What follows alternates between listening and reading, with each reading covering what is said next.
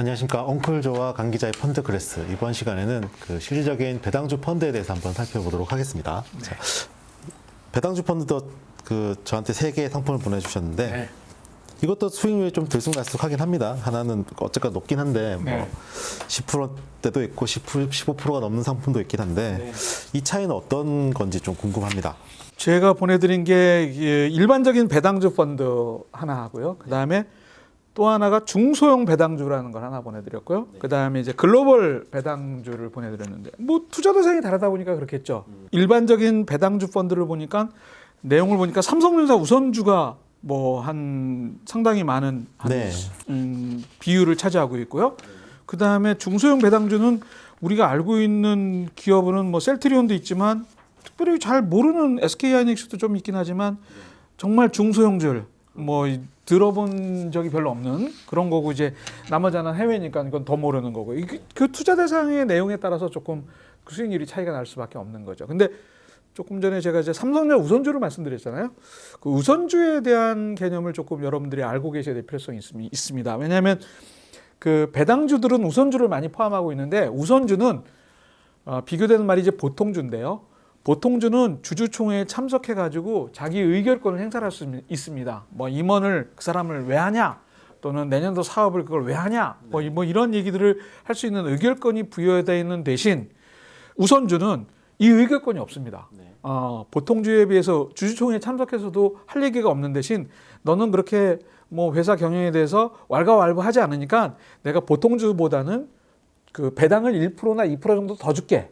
라는 걸로 입막음을 시키는 거죠. 네. 그러니까 배당을 1, 2%더 준다는 게 의미가 있으니까 당연히 배당주 펀드들은 우선주를 많이 포함하겠죠. 그렇기 때문에 이제 삼성전자 우선주가 그런 특성이 있기 때문에 이 펀드가 삼성전자 우선주를 많이 포함하고 있다. 이렇게 이해하시기를 바라는 마음에서 말씀드렸습니다. 여기 상품이 보면 상품명이 삼성 배당주 장기 증권 투자 신탁인데 네. 이게 삼성 자산운용에서 만든 배당주인데 여기에 삼성전자 우선주가 좀 많이 포함되어 있다. 네. 네. 그러면 그 이 두 개 상품만 두고 봤을 때는 중소형주보다는 아무래도 대형 주식의 배당률이 조금 더 높을 수밖에 없네요. 근데 대형 주식 중에서 배당을 많이 주는 데가 지금 삼성전자 우선주는 삼성전자가 많이 뛰었기 때문에 그런 거지.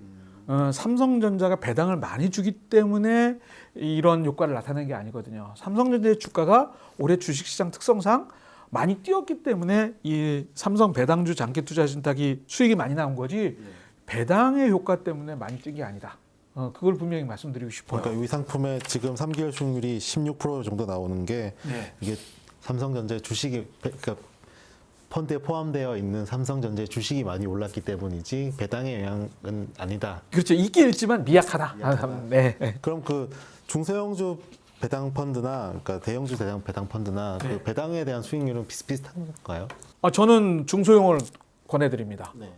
왜냐하면 대형주들은 그 회사가 그 수익을 많이 남기면 공장을 또 짓고 사업 영역을 다각화시키는 게 대기업의 특성이지 배당을 많이 줘가지고 주주를 만족시켜주는 게 지금까지의 관행은 아니었습니다.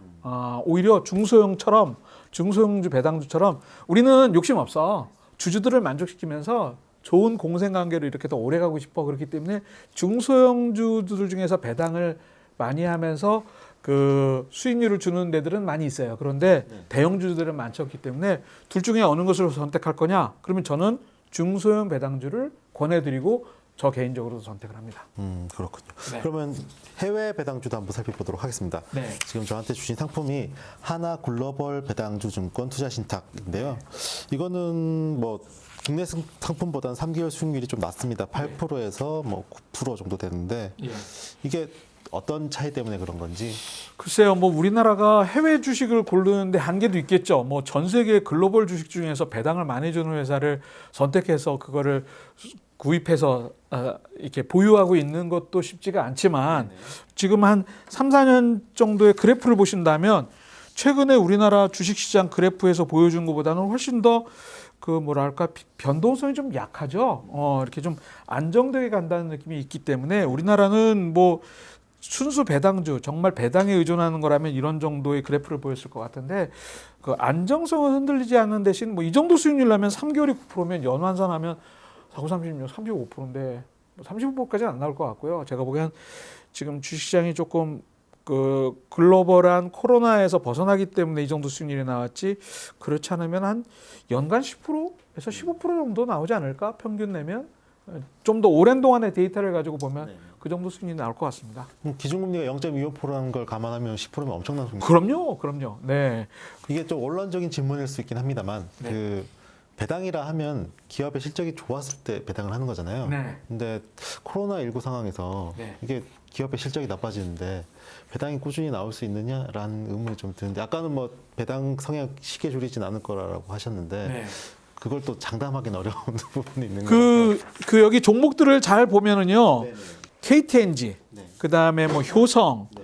그다음에 뭐 여기 중소형주에 나와 있는 이런 기업들이 그 경제 상황에 특별히 영향을 받지 않게 항상 장사가 그런 대로 되는 회사들이거든요. 예를 들면 주거 비용과 관련된 건 뭐 음식과 관련된 건 이건 아무리 줄이려고 해도 줄었는데 좀 한계가 있잖아요.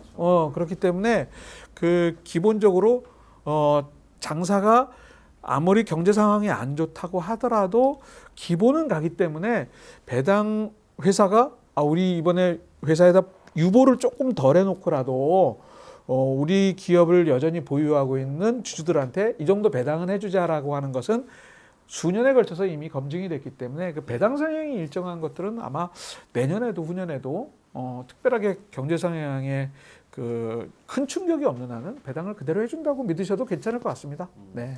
하나 유의할 점은 어떤 게 있을까요? 글쎄 저는 배당주 펀드를 굉장히 안정적인 펀드고 여러분들의 기대 수익률에 어긋나지 않을 거다라고 말씀드리면서도 배당주 펀드도 한꺼번에 구입을 하지 마시라고 말씀을 드려요. 1,000만 원이면 내가 100만 원씩 10번에 나눠서 올해 안에 내년도에 구입을 해야지 이렇게 생각하시라고 말씀을 드리고 싶지 두세 개의 배당주 펀드로 시간을 분할해서 그렇게 하는 게 배당주의 성공 확률을 더 높이는 길이지 이번이 야 내가 방송 보니까 배당주도 믿어도 돼 엉클조하고 강 기자가 이렇게 했으니까 이거는 투자이기 때문에 그럼에도 조심스럽게 좀 접근하셔야 된다. 이 말씀은 뭐 어느 펀드를 얘기할 때도 꼭 말씀드리고 싶습니다. 네. 기본적인 위험성은 인지를 하시고 그렇습니다. 가장 중요한 시간을 나눠서 투자하라. 예. 네, 알겠습니다.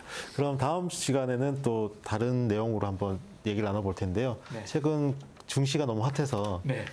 지수에 투자하는 인덱스 펀드도 많이들 하시더라고요. 그렇습니다. 네. 그 부분에 대해서 한번 얘기 나누도록 하겠습니다. 네. 감사합니다.